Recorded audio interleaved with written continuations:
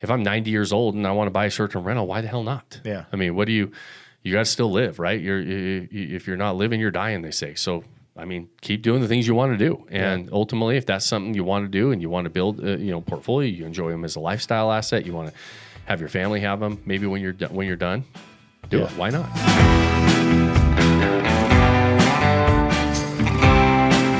What's up, guys? Welcome back to another episode of the Vacation Rental Revolution podcast. I'm your host, Shawn Moore, and we're back with a Whiskey Wednesday episode with my main man, Dave Savulich. Hey, buddy. And our producer, Jake, over there with Jake the Snake. We got a fancy setup here. Gosh, it's nice. In the studio. Yeah. We got motherboards and TV screens and all kinds of stuff. So, guys, we appreciate you joining us. So today we're going to talk about some topics that are kind of trending in the world. We're going to talk about questions that you guys send in the short-term rental world. And so as a reminder, always send in those questions to support@vodacy.com. And we'll dive in. Dave, what do we got on the agenda? All right. Today? Well, what are we talking about? Just give you a little idea of what we're going to talk about today so you can stick it out for the whole time. I think there's some good topics. We're going to talk about raising your kids and kind of your strategy behind that. McGregor for president in Ireland. The astronauts, obviously, getting paid. Trump's talking about that and a little bit of the overtime payment. Auditing some properties. Okay. The best places, according to Time Magazine. Not a big fan of Time, but let's see what they have to say. Yeah. Guests squatting in your property. Crypto as a payment. And how much is my short-term rental worth? So we're going to dive into some of those topics and in detail and kind of get our thoughts. And let's start right off with the kids, raising your kids. We got kids and we raise them to be respectful and, doing the right thing and honest and hardworking. And it's a lot of people have the same views. Some people don't have the same views. So right. It's interesting. We're always kind of opinionated on how we raise our kids, a lot of times defensive if somebody doesn't like how we raise our kids. It's funny. Kids are a funny thing, because it's real easy to look from the outside looking in and say, man, I don't like what they're doing, or I don't agree with that. Right. But when somebody says they don't agree with what you're doing, people get real defensive real quick. Have you ever noticed that? Mm-hmm. Yeah, so we got some famous people giving some things, and we threw out. I was throwing shade on old Captain America Anthony Mackie a few episodes ago, but I actually like what he's saying right here. We changed our tune a little bit. Huh? Yeah, I don't change my tune. Maybe you a little bit. It's not changing my tune. I just either agree with what you say or I don't agree with it. Did you see the movie? One or the other? Huh? Did you see the movie? No, I did not. I've seen it. So how was it? I heard it was crappy. It was okay. Yeah. I heard it sucked. And I'm not saying no, it sucked. I'm not that big of a critic on movies, but of all those Captain America movies and Avengers stuff, it was just okay. Yeah. It was fine. I had some popcorn and some, milk duds. So for me, that was good movie day. Yeah, it was a good day. All right, good. So old Anthony, he says he raises his boys to be young men. He said they're always going to be respectful. They will always say yes, ma'am, no, ma'am, yes, sir, no, sir. They will always say thank you. They will always open doors for a lady. They will always make sure that their mother is taken care of and provided for. Right? I like that. So he was talking a little bit about. I actually heard this a little bit about this interview, and heard him talking about kind of how he's getting roasted a little bit in Hollywood for teaching his kids kind of the masculinity of and traditional masculine roles of providing for women and. And being respectful and yes, ma'am, no, ma'am, opening doors, all that stuff. And in his world of Hollywood, he was saying there's a lot of people don't like that. And so, which I want to tell him I would double down on that because I'm a big believer of traditional roles as well. And it's funny because Hollywood is, I'm not, I don't go there for my typical how to raise my kids and my. My moral compass on things. And so it's interesting. Yeah. What do you think? Well, no, I like it. It's funny. My son, Sam, had a date Saturday night and, we just said, drive careful, be careful, don't stay out too late. My wife specifically said, hey, Sam, make sure you treat her like a lady. And I thought, man, it just, for whatever reason, it kind of stuck with me. And I thought, exactly, treat her with respect, open the door for her, there's nothing wrong with that chivalry in dating and men and women and stuff. That's a good thing. And I think that's kind of lost over the last years with dating and just groups of kids just hanging out and all this stuff, but it's okay to do that. So I completely support, raising them with that masculinity. Yeah, I'm very traditional, masculine, feminine roles in our family. It is what it is. It's how it works for us, for Teresa and I. And it's, but I teach Wyatt to do the same, and Grace, you know, and to me, it's a sign of respect. Like to me, it's, this word of toxic masculinity, I think is the stupidest damn word in the, or phrase in the human language at this stage. Right. Masculinity is masculinity. Right. I mean, and everybody wants to act like it's toxic. Now people are kind of backpedaling a little bit and saying, we kind of like that. We kind of miss that. If you're gone over to Europe, you spent any time in Europe recently? No. Have you? Mm-mm. I mean, you want to talk about wanting to throw up on when you see all the men over there, because they're not like men. They're literally, they know you're from out of town. I walk down the streets when we're in Europe, and they're like, you're not from here, are you? Jake's laughing. He had to mute. He had to put mute. Hey, I'm telling you, dude. There. You want to talk about a place where masculinity has gone to die and is lost? Yeah. Go over and spend some time over in Europe. I can imagine you walking down the streets like parting the Red Sea. You and your cowboy boots, 6'4" cowboy hat, and these men were like running for the. They just stare at you like where they were like, whoa, are they shooting a movie down here? Right. It's but I'm telling you, I don't like it. I don't like it. I'm not comfortable in that environment. Right. And it's weird. Yeah. And I think that they're, here in America, it's kind of the final frontier of, we got to get back to masculinity. And I think that it's attractive. I think it's an attractive quality, but it's also a quality when you're teaching boys to be young men and respectful and and open doors for a lady, and that's what we do. That's how we operate. And I guess if somebody doesn't like it, they don't like it. Right. This is what we believe. And so I gave Anthony Mackie a lot of crap on one of the episodes because he was acting very woke, Holly woke, right, and talking about different things that I didn't agree with. But when you say something I agree with, I'm with you. Yeah. I'm doubling down, and I'm with you, Anthony. You know who else is pretty masculine?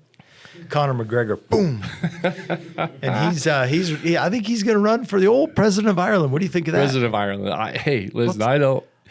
I've been to Ireland before. And, me too, and I think he'd do a good job. He actually could probably be a good president in Ireland. I mean, I remember going and playing basketball in Ireland, and it was just all about drinking beer and smoking cigarettes. I mean, like there were guys on the national team at timeouts literally had a beer and a cigarette in a 30-second timeout, and we're in a gym, and I'm thinking, what in the heck is going on? I mean, and so it was. It's not Gatorade. It might be a little Coors Light. Like, you know what I mean? Yeah, it's probably a Guinness. Probably Guinness. Guinness, or they love their Guinness. They don't. None of that light beer during timeout. No, it's. I'll never forget that. That's awesome. I'm in college. Early 20s, late teens, early 20s. I was probably like 21, 22, and.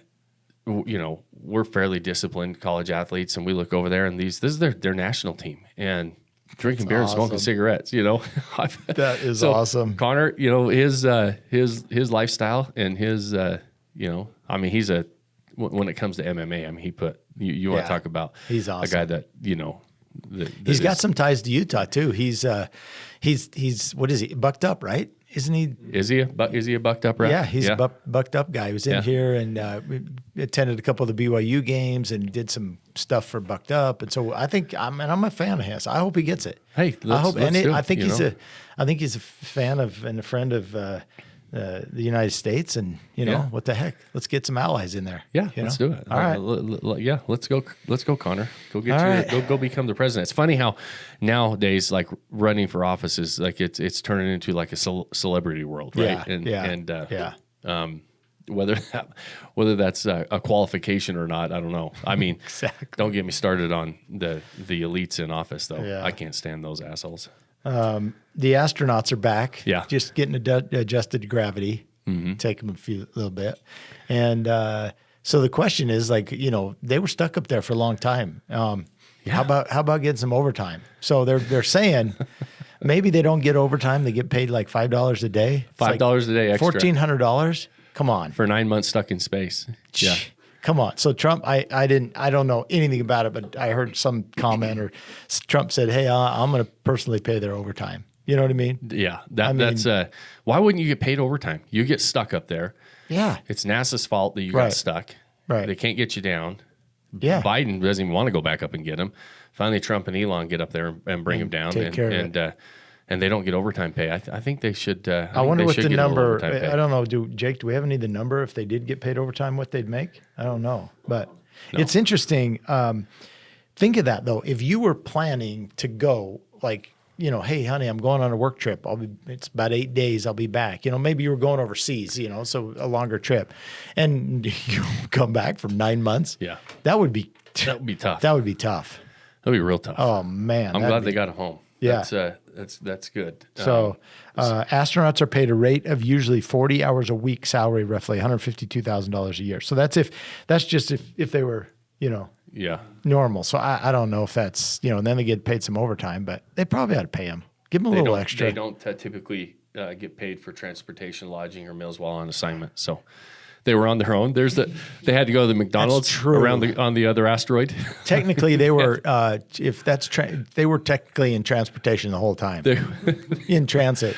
That's stupid. Yeah. So, that's awesome. All right. So let's talk about freak. March Madness. Jake had to throw that up on the old screen. March Madness. So I will say, Sam, my son, literally 4 days straight he was game. He was on watching the games, dude. Every day from Thursday through I didn't watch Sunday. many. Oh man. From Friday afternoon, I snuck out of here a little early, about noon on Friday, and I watched every game from Friday to Sunday night. It was awesome, dude. It was awesome. Yeah, I didn't watch that many. Oh games. man, I love them. I usually will watch it on my phone if there's a close one. Yeah, I'll go watch toward the end. Yeah, there were some good games. There was your old alma mater. The Gales won the first one, and then played Alabama tough, but just a little bit outmatched there. Yeah, so that was proud of the Gales though. Proud of the WCC. Yeah. Went 2-0 the first week. The first game, and Gonzaga ended up playing a close one, got beat too. But I think. Florida, they snuck a close one off of UConn, but I'm still picking Florida to win it. I have them in the championship. I have Houston beating them, so we'll see. Houston, their defense is so good. And that's in the tournament, I think that's what it is. You got to have a good defense. But you got a couple teams with good defense. Tennessee's got a great defense. Yeah. Houston's got a great defense. You got some good teams. Let's see here. Go down a little bit, Jake. Let's see. Who's the so we got a 10-seed Arkansas. Okay, go up. You almost had Colorado State beat, which would have been a 12 seed. Is that? I think that's the lowest seed. So and they got an amazing coach. Right. You know what I mean? Right. So he's they probably should have got a better seed. They played in a pretty tough conference and it was a battle every night. The teams left are it's battle of the big boys at this stage. Yeah. There wasn't a lot of major upsets so far in the tournament. You had always a few that are considered upsets. Colorado State was making a good run. New Mexico was looking good. Yeah. Got beat last night, but it was I'm excited. Yeah. Thursday, Friday. Now we got the big boys Duke, playing. Arizona. That's a game I want to see. Yeah. I also want to see the BYU who they played. They played Alabama. Yeah. That's going to be a good one. Yeah. That's going to be a pretty good matchup. Alabama's so athletic, but BYU shoots the ball so well. It's It's fun. You get down to here, and anybody. They're all so good. Yep. So that's awesome. Okay, let's dive into the real stuff. All right, let's jump in. Time magazine just came out with the 2025 world's best places to stay. Okay. Let's look at a couple of the areas. So, obviously internationally, Japan made it, China made it. They talked about the Japan. It was in the Nintendo headquarters. So that's probably one of the reasons. These are the why. world's greatest places and places to stay. Yeah. What is this list? Is it saying, hey, Ensenada, Mexico is where you got to go, or you got to go to the tree, the whatever, the banyan tree? I should have picked it. No, I think it's really dialing into the place. Okay. So they're saying, hey, this is an amazing place in Ensenada, but you really need to go to this. Look at all of them, though. This is going to just browsing. Powder Mountain, Eden, Utah. Yeah, there you go. That made the list. Powder Mountain. What the heck? It's our backyard right there. Why wouldn't that make the list? I know, it's awesome, but you said what the heck? Like it Powder Mountain? The list. Powder Mountain's an awesome place, dude. I know, but you can't even stay up there. Wolf Creek? We're talking Wolf Creek? Well, no, they've got some private cabins and some Up there? places up there to stay. Yeah. Oh yeah, I mean, I love Eden. That's awesome. We actually had our 1% listeners. That's But going back, when you look at that list, they were all like they were safaris, they were tree houses, they were these lodges, they were all kinds of these a ranch. You know, they were total experiences, and that's what going back to the best places. It's going to come down to an experience, period. Yeah. And so what can you do to create that experience? Like in Maine, you've got A-frames, you got dripping springs, you got different, like all of them are based on the experience, right? Yeah. And so, I think that's where the highlight of that list would come from. Time Magazine, you're not a fan of Time Magazine? I don't know. Sometimes they put the person of the year on there. It's like, really? Trump was just the person. No, I know. So now you like him? Well, no, I said sometimes I like them, sometimes I don't. I don't know if they're. I think they kind of whatever the way the wind's blowing. I'm not a fan. I'm not a fan of Time. I just want to see why you didn't like him. Yeah, I don't like him either.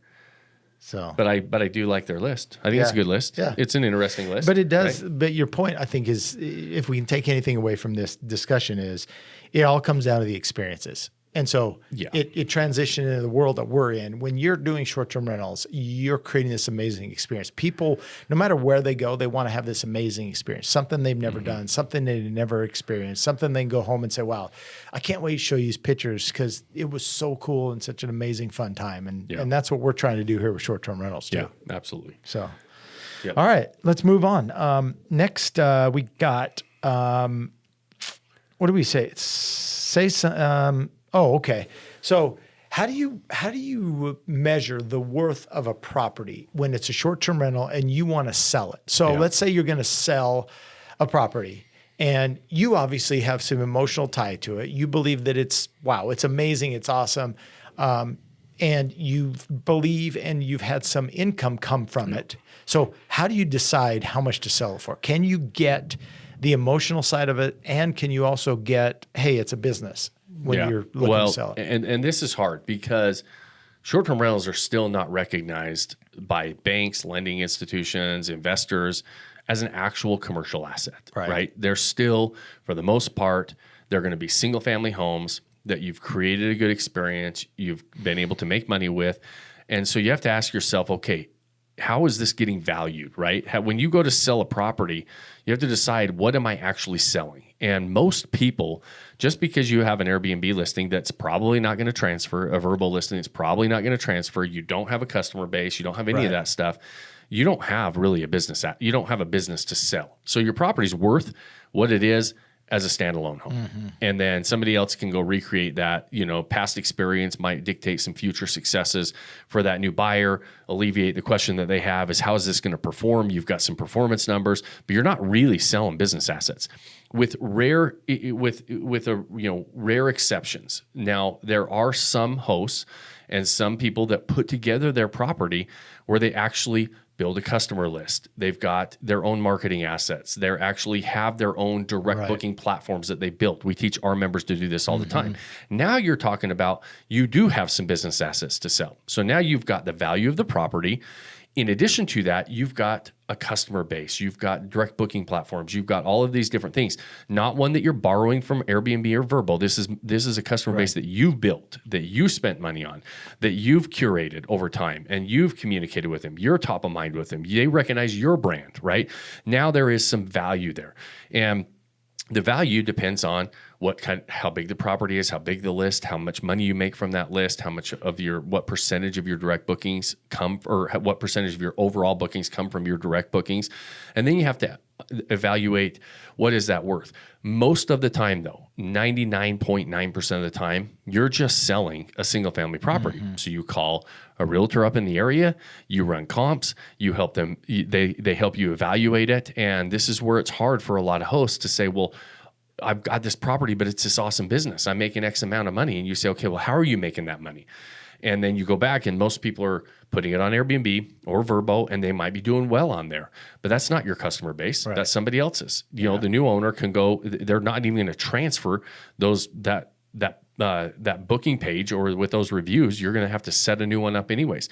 Maybe you own some pictures. I mean, there's just not a lot of value there for most people because they don't set it up with the intention to sell a business asset, right? And And lenders on this game are not typically allowing you to borrow for that stuff. So, if you're going to charge a premium for some of those things, some of your buyers, they're getting a loan. They're getting a loan on a single family investment property. They're not going to allow you to pay extra for business assets typically, right? And so your buyer pool has to be paying cash for some of those things. And so when, a lot of people are like, how do I value this? We quickly look, and most of the time we'll find there is no value. You don't have a lot of business value. All you really have is a peace of mind for the new buyer of future performance or past performance, indicating some possible future performance, right? If you continue to do the same thing. But you don't really have a business asset. You've got a real estate asset, and you value it accordingly, and typically call a realtor in that area to help you determine the value. But the numbers do help in selling the property, because a buyer coming in sees that, whether it's 100%, whether it's value on paper or not. He sees that and says, "Hey, I think this might be a good." It helps. We've run the numbers exactly. for sure. It helps that person justify the Feel cost or the price that confident. you're saying, and saying, hey, listen, I would rather have this property above and beyond the other property that I'm considering, because the other one might not be performing as well, and this one's going to indicate that I can have a little bit better performance. Basically how it's set up, right? Yeah, good. We had a question that came in. This was kind of interesting. It was a owner of their short-term rental, and they reached out and said, hey, we're headed to our short-term rental now to do some work over the weekend, and the guest checkout time was 10 a.m. It's 11:30, and they're not out yet. So they were concerned on, okay, what do we do here? How do we handle this? And they were trying to get a hold of them, and it ended up, they ended up passing them on the road, the dirt road, when they were leaving and they were coming. But how's the best way to handle something like that to get the guests out on time? Yeah, one, communicate like crazy. If they're ignoring you, you got to say, hey, listen, we've got a turn coming up. We've got to send people in there. I mean, just like if you were in a hotel, none of us like to check out at 10 o'clock. Right. Well, so it sucks, right? You're like, hey, listen, I'm on my last day. I don't want to leave at 10 o'clock. One of the things that we do as hosts is we always ask people if they want to have an extended stay, like pay for an extra day, pay for a late checkout, early check-in, all those different things. So they have the option. So you give the people that they know they're running behind, they know that they don't want to leave at 10 o'clock. You give them that option way beforehand, right? And then, but if they say no to that, then you communicate and you say, hey, listen, we got a 10 o'clock checkout time because we can't get this property turned over and cleaned before the next person's coming in if you don't leave on time. And so if they ignore you and you're not paying, in this, if it's on Airbnb or Vrbo, you got to communicate with Airbnb and Vrbo. Say, hey, listen, they're not leaving. We need to get them out of the property. We're gonna have to charge them more, whatever it is, and then make sure that everything's really documented. But you have to communicate like crazy with that guest. The first thing and the best thing to do is make sure that they understand why they need to be out, because a lot of guests think, well, it's not that big of a deal. Why can't I stay till 11:30, right? And it's like, because we have somebody coming in, right? And we've got, and in this case, they were saying they were going to go work on the property. I would just always say, hey, listen, I've got a guest coming in. We've got to turn over this property, and we have to have a certain amount of time to clean and change sheets and wash sheets and everything else. Yeah. And so, and then if they ignore you, you got to reach out to the platform they booked on and say, hey, listen, this is a problem. We're going to have to, and when somebody is going to get charged more, they're going to have consequences to staying. They'll usually get out, right? I mean, you have their credit card, right? Yeah. And so, I would have, if they delay on their checkout and they don't get out, you charge them that late checkout fee or that extra night. But sometimes that's not what you're looking for, because there are times where you really do have a same day turn. To get out. They need to be out, or your next guest is not going to be checking in on time. So sometimes it's not just about collecting a little bit of extra money. Yeah. It's that, hey, listen, we need to get you out. So communicating up front with, why they have to get out on time. Let them know, hey, listen, do you want this extra time to get out? If not, then we're going to book that night, which means you have to be out at 10 because I got to turn the property over in time. Well, and make sure that you reach out to the host, the Airbnb or VRBO, and have documented information about this. Yeah, anytime it's on those OTAs, make sure you document your communication, because they will side with the guest almost always. So have all communication go through the platform. on the platform so that it's all documented, and make sure you've got very clear expectations on check-ins and check-outs when they before they even stay. When they come in, you still are very clear on how the checkout procedure works, and then why. It's always good to tell somebody why you're asking them to do something, because sometimes I know Teresa's like, why do we have to be out at 10 o'clock? Right? It's pain. Yeah. Like, why do hotels, why do Airbnbs and Verbos, why do they have a 10 o'clock checkout time? I'm like, Teresa, listen, we own these properties. You know how long, we don't clean our own properties. We don't manage them. So doesn't know exactly how long it takes to get a property turned over, but you need, 4 or 5 hours sometimes to get them turned over. Yeah. And that's why. And if a guest knows that, a lot of times they're just a lot more cooperative instead of trying to deal with it when it's already a problem. The thing you want to do is mitigate problems before they happen. Yeah, good. All right, last two topics here. Would you accept crypto as payment for your short-term rental? I mean, yeah. I don't know why not. The hard part is there are payment processors that accept crypto? I'm not going to be like, hey, Dave, here's my crypto wallet. Send me some crypto. I mean, but eventually it's going to be a thing that you're going to have. Hey, do you want to pay with credit card? Do you want to pay with crypto? Whatever it is. So as long as you have a payment processor, does PayPal accept cryptos? Does anybody know? I think that PayPal maybe flirted with I don't do crypto either. Yeah. But if somebody wanted to pay in crypto, you could, and your payment processor where you were able to, so PayPal does allow users. I thought they did directly from their PayPal account. So you could have a processor that allows people to pay in crypto. It's just another option. And I guess I don't know why you wouldn't. Even for somebody like me, I don't even own. I don't own any crypto. If somebody wanted to pay me in crypto, I might, as long as I don't even know the liquidity of it. I'm not a crypto guy, and so I don't know the logistics of it. But if it was just like getting a deposit in my bank account and I could go, transfer it over to my bank account, why not? Well, and I think as it becomes more mainstream, property managers will have to figure out a way to accept it. And because I think more and more people are going to say, can we use it? Can we use this as a form of payment? Well, if the argument of crypto is that the utility of it is to be able to buy stuff, right? Yeah. I mean, we better figure out a way to do it because otherwise there's no utility in crypto. It's just a stock, right? Yeah. You're just trading. Yeah. It's a currency that has no utility. So if it's going to truly be a currency, if our payment processors need to be able to accept it, and maybe they already do. I heard that PayPal does, and Jake just pulled it up. Sounds like it does. So why not?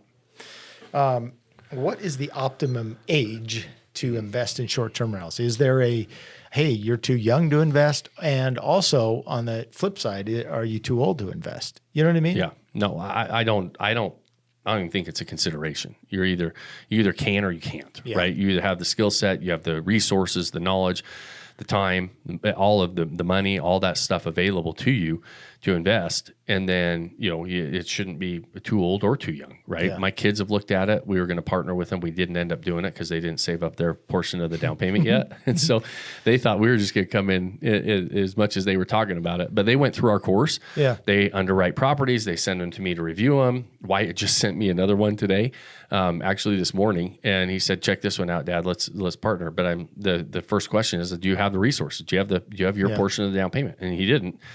He's like, well, I was thinking I'd borrow it. No, that's not how it works. That's not the deal, right? But so he's got to borrow, like it's borrowed instead of the bank. He borrows from the dad. No, you know what I mean? At like a 0.5% interest rate. Remember the start of this episode? We were talking about raising your kids. That's not how we do it. That's not how we do it. Yeah. So that's and then on the flip side, if you're too old, why would you be too old? Like what? Like I'm not a believer of you can't do certain things at certain ages. I just don't buy into that. Yeah. Like if I'm 90 years old and I want to buy a short-term rental, why the hell not? Yeah. I mean, you got to still live, right? If you're not living, you're dying, they say. So, I mean, keep doing the things you want to do. And ultimately, if that's something you want to do and you want to build portfolio, you enjoy them as a lifestyle asset, you want to have your family have them, maybe when you're done, do it. Why not? I love it. I think it's great. Yeah. Hey, that's all we got today. But before we end this one, a little disappointed in both of you guys that you guys didn't comment on my shirt today. Commented. No, you didn't comment on the podcast. On the podcast. Earlier, you said something, but like on the podcast, I mean, people are looking at this. You guys should say something. I pulled this out and said, these guys they're going to love this on Whiskey Wednesday. Hey, everybody said you raised the bar today with your shirt. So those of you listening on audio, go check it out on YouTube so you can see Dave's. He's got a real nice floral, black floral shirt on. That I usually don't pull this out for concerts and stuff like that, but I pulled it out today for Whiskey Wednesday. It looks good. We told you right when you walked in the office. I know. I mean, you need the public. And I don't even know if it's like an untucked it or anything, but I don't like tucking my shirts in that much, so it's untucked. Yeah. Yeah. It looks good on you. Thanks. It does look good. It looks good in the studio. Those of you, go leave a comment on the YouTube if you like Dave's shirt.